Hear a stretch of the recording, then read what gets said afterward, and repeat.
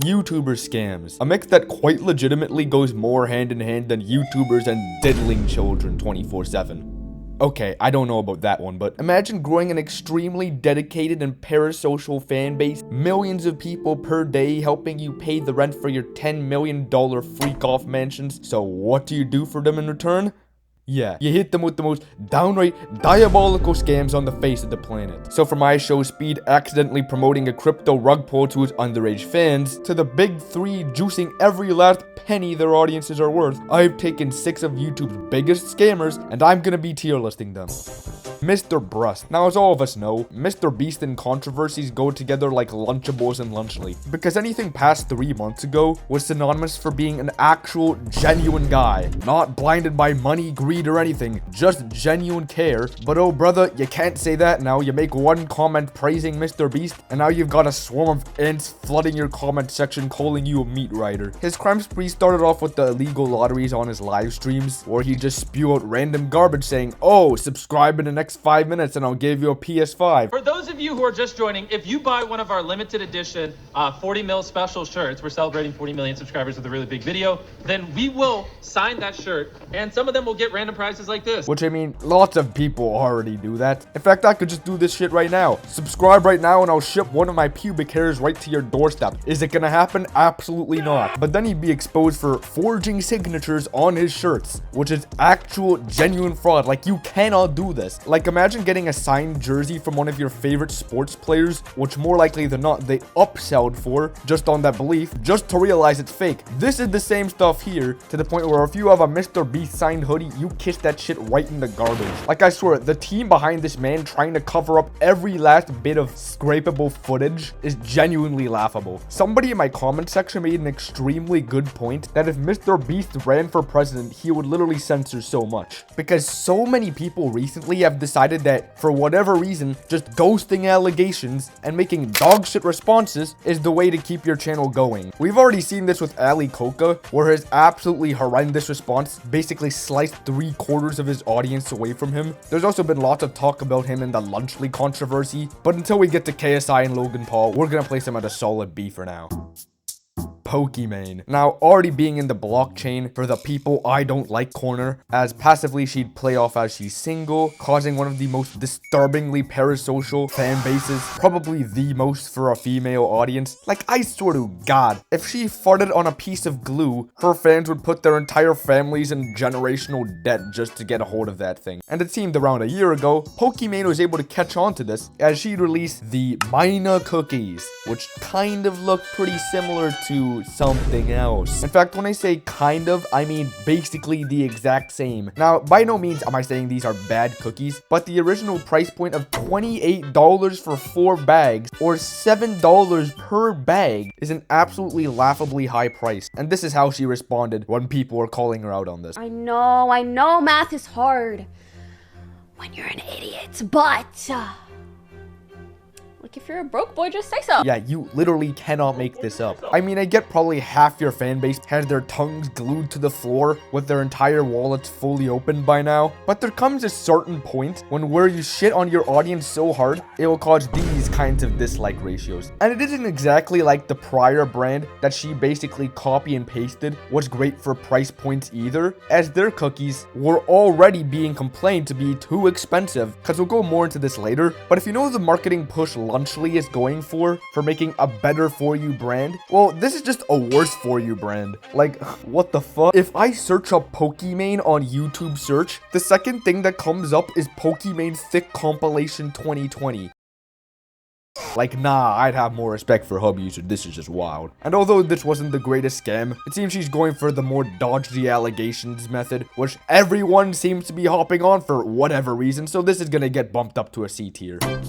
IShowSpeed. Now, since IShowSpeed's entire persona is just a character, it's hard to tell whether he was genuinely sorrowful for this whole situation, but basically, on a live stream, he invited these crypto bros from Paradox Metaverse to be promoted in his live stream by getting some fake fucking Ronaldo and making his promotion so obvious his audience of kids and teens could just see right through that shit, no problem. You sold out. They're using your speed. This is just sad. That is crazy, bro. Like, them comments like that, bro. is making me like, that's crazy, bro. He even tried to mute his mic midstream in efforts to come up with a solution with the crypto bros, except the one problem is he wasn't muted. What do I do now? Oh, they're spamming L stealing. He also apparently was smashing PS5s in that stream for whatever reason, which after this he would apologize, and I do think this is a pretty genuine apology, as although he was being very shady, I haven't seen much in the way of scams coming from him pretty recently, but the people running the crypto coin, well, they had much to say. He is not ready for what the world is accusing him of, and he doesn't know how to respond, so I'm taking it upon myself to respond on his behalf. I mean, yeah, he may appear pretty stupid, but doesn't mean some random dude ISOSpeed already wiped his ass with can quote defend for his behalf. He was also making radical claims that Speed's stream was getting quote unquote botted after openly admitting that the whole thing was just a scam, and this point that I'll also never forget. At no point did anyone say we are going to scam anyone. If a person's been murdered, why can't we tell them what happened? However, as I've basically said, I'm pretty sure he's learned his lesson, so since he isn't a scammer, he's gonna get a nice F tier. Boogie2988. Now, for a very long period of time, he was an absolutely massive creator, which he built up over a very long period of time through skits and drama, but then one day he said, why don't I become the drama? So for the past few years, he has been literally self-destructing himself to the point he's lost over 500,000 subscribers since his prime. But instead what I'm going to be talking about is his actually pretty recent crypto rug pull, where he was sponsored for $10,000 to promote a shitcoin, and then when it died out, he made the dumbest excuse of all time. Fatty is a community for like-minded individuals that are broken free from the matrix. True happiness comes from a goldfish, from the same woman a couple of nights a month, and the occasional meme coin. Fatty for life. But saying that he's lost hundreds of thousands of dollars in the crypto space, he definitely knew what he was doing. And the funniest and possibly most sad part of all of this is that he argued that the money earned from that promotion would be used for his cancer treatment. However, most people obviously were like, what cancer treatment? He was offered $80,000 to show any type of medical record whatsoever, and then he declined for the reason of it being his supposed last sanctuary of privacy. Your life's a fucking open book. We all know $80,000 would change your state and situation forever. Absolute 100% fake cancer right here. This is an absolutely brutal combo right here of a human being. This is an easy S tier.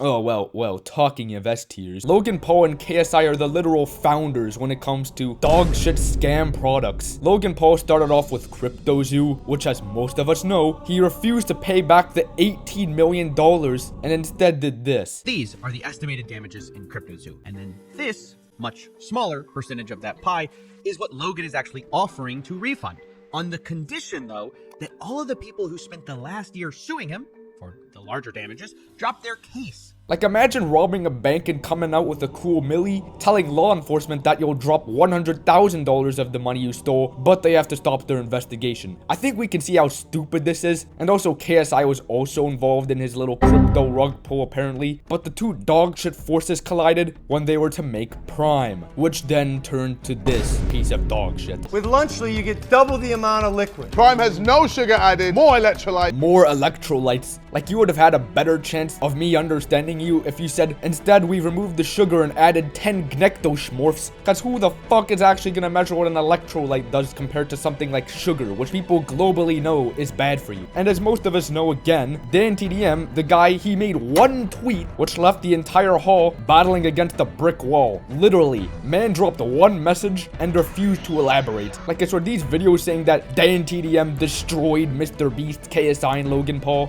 No, they literally destroyed themselves over one tweet from an OG Minecraft YouTuber. And I mean, in their videos, they were obviously just doing PR backflips, which I guess I understand the grind. And aside from KSI switching a fake apology as promo for his new song, and them literally glazing each other to death in their own videos, there is one thing I would never be able to conceive. You used your fucking baby as promo for your stupid lunchbox. Now, I mean, Logan Paul is a pretty built man, so hopefully he knows that giving his kid Lunchly 24/7 is just a bad idea. But oh my god, Like, how unbelievably shameless do you have to be to use your newborn kid for promotion for your dog shit product? And I'm sorry, for all of the shit these guys have done, these two are undoubtable S tiers. Also, remember this clown? Yeah, apparently she came back, so watch me shit on her next.